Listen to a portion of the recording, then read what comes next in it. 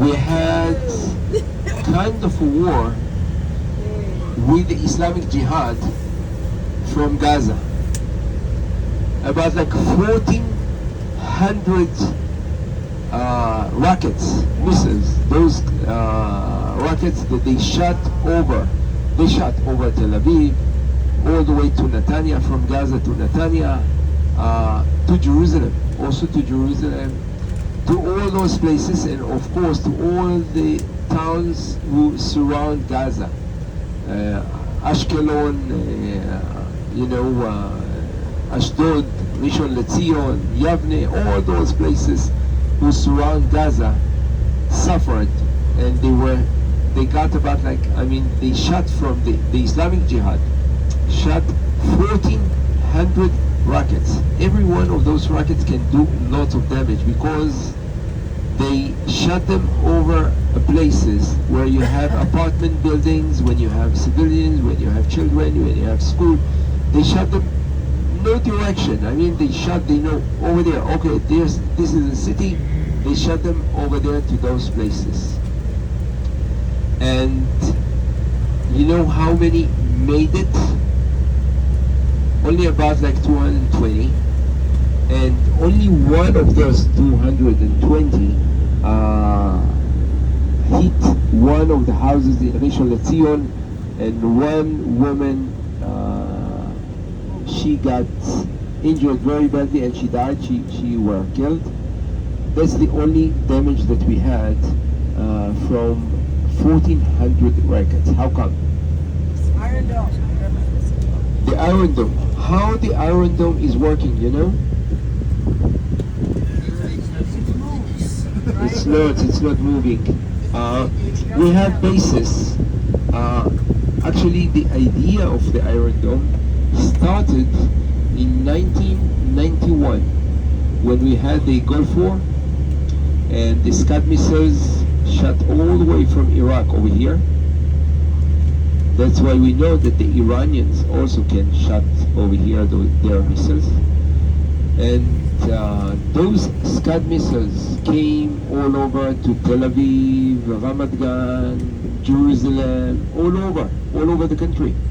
They were trying to target Dimona, where is the Israeli nuclear area. They were targeting all those things, and it was kind of lot of fear that they're going to use nuclear weapons, like chemical weapons and other stuff. And because we know that the Iraqis used that on the war against Kuwait.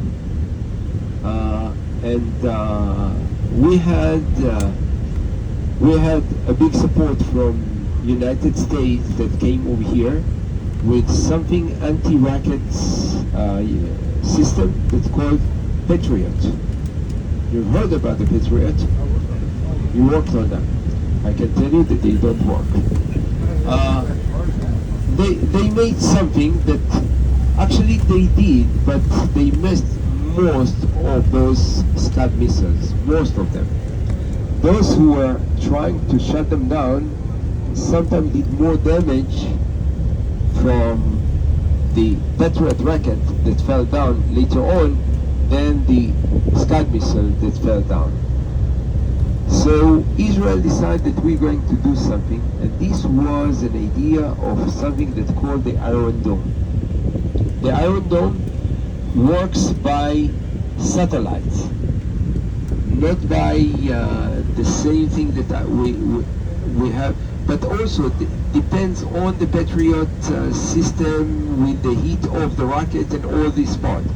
But the satellite sit above, try to imagine, watching all the time. We have satellites everywhere, all the borders, everything that you see over here, it's watched 24/7 by the satellites. Many soldiers of the intelligence, mostly, I can tell you, mostly girls, sitting on the screens and watching all the things what's happening over here. And the satellites has something, a signal, when every firing gun, even a pistol that will fire, the satellites immediately get the place, the area. So try to imagine that here we have the satellite. This is the place. For example, this is Gaza, or any, can be also over here. Here we have the Iron Dome everywhere.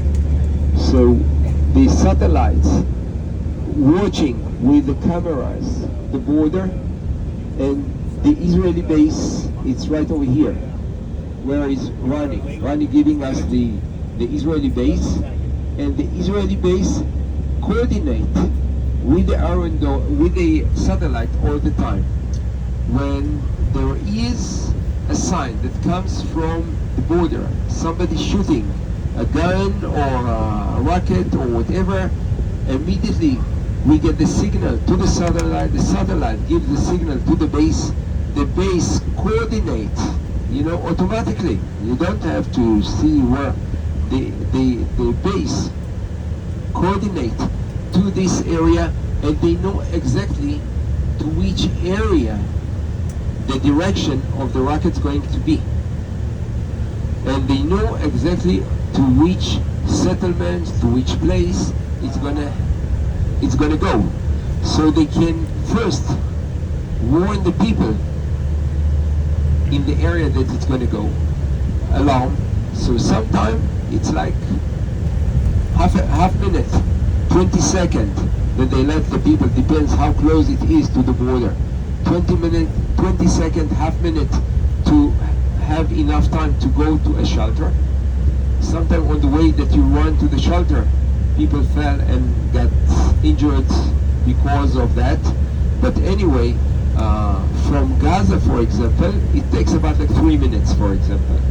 So the people in Tel Aviv, if they have the alarm, they know in about like 3 minutes they're going to be hit by these rockets. So, but we don't take chances. Even we have the Iron Dome, the siren will put over there in Tel Aviv, in the place that it's going to be. But the Iron Dome sitting over there, and immediately when this rocket goes up in the air, they shot those missiles, the anti-rockets, against those things.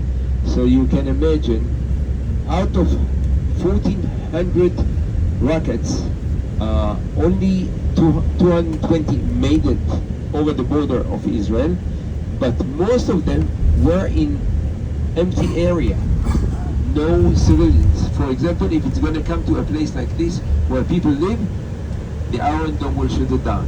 But if it's going to fall over there, they let it go, because they don't want to waste our missiles. The Iron Dome missile, each one, it's about like $50,000 each one. Their missiles should be around like maybe 2,000-3,000 shekel.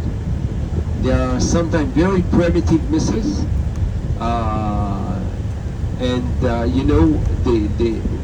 when it goes, to a place that we don't care, we let it go. If it's to the ocean or other places, and this thing,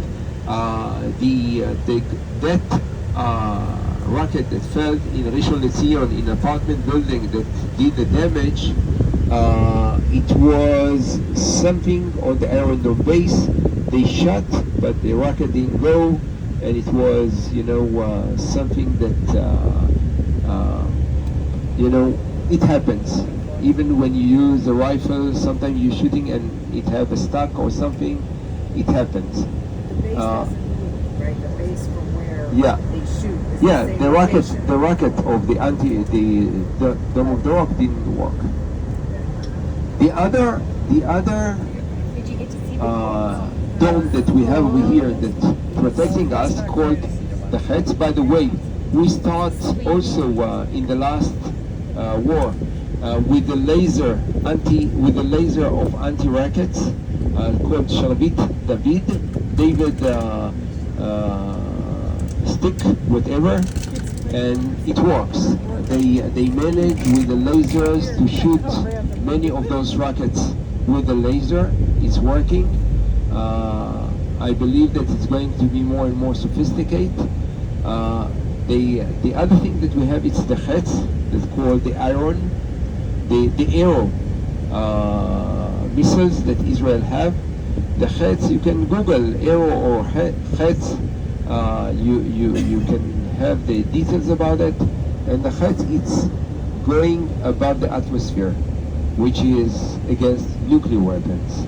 The same idea.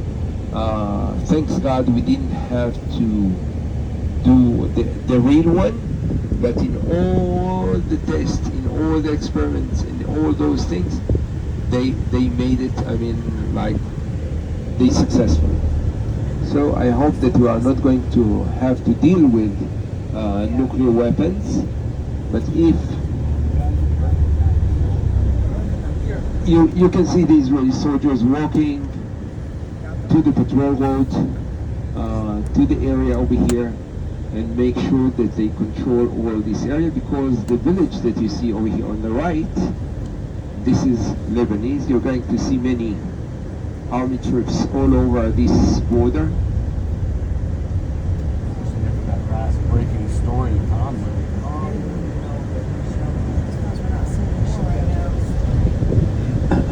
And here we are in a village which is Arabs. We have Muslims, Christian who lives here in this area.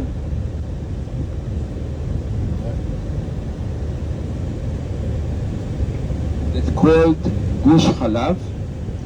Gush Khalav,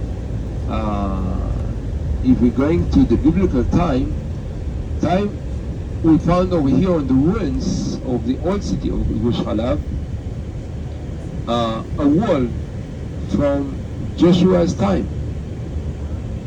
So this was part of the hills of Issachar, the tribe of Issachar, and they found over here a wall, a city wall from Joshua's time. They later on, during the Second Temple period time, Gush Khalav was very, very important. It was like the capital of the spiritual here on the north part of the country, on the Galilee. They call it the Upper Galilee Center during that time. And it lasts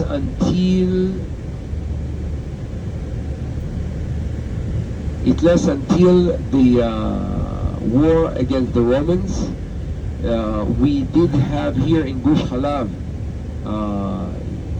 big community or big army of the Zealots. We call it the Zealots of the Galilee. Their leader name was Yochanan from Gush Khalav, John from Gush Khalav. He took part of all this. He had very, very strong position on the Zealots. They fought the Romans, and the Romans managed to come and conquer this area. They destroyed the city to the end over here. And after that, people returned and lived over here, and the town was, since then, continued by Jews at the beginning, and later on we find also Christian and Muslims who moves over here to this place.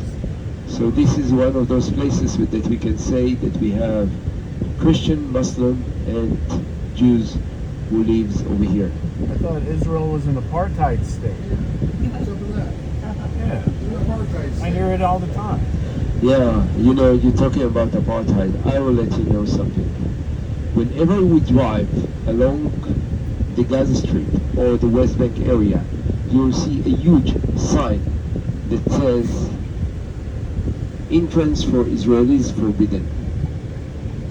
We don't have anywhere in this country any sign that says entrance for Palestinians or any nation or anything which is forbidden.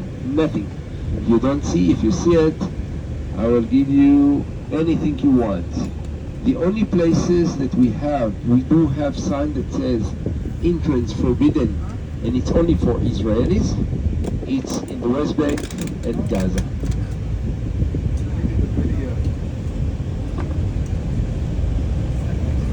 Tom and I did a video once. We were here tour.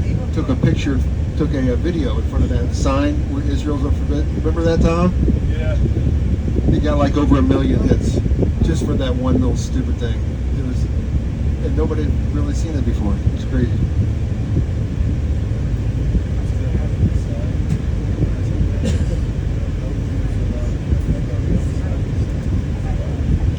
We are on our lunch place, friends. We don't have very much time, but it's really nice place. Very nice people over here in this area. All Gush Halab. It's really nice people that we have over here. We're gonna have here our lunch, and 1 o'clock. I want to be back on the bus.